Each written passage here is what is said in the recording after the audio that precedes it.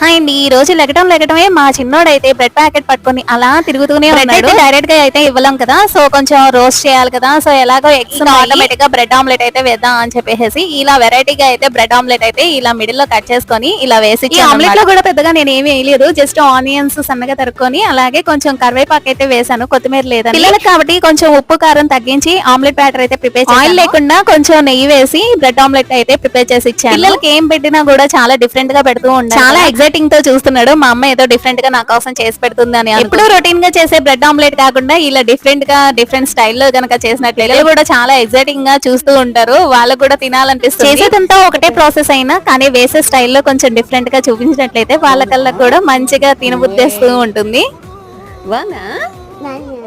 మా ప్రేమ హర్ష చూడండి ఎంత ఎంజాయ్ చేస్తూ హ్యాపీగా తింటున్నారు. ఓకే, మరి వీడియో నచ్చితే ప్లీజ్ లైక్ అండ్ సబ్స్క్రైబ్ అబ్బా.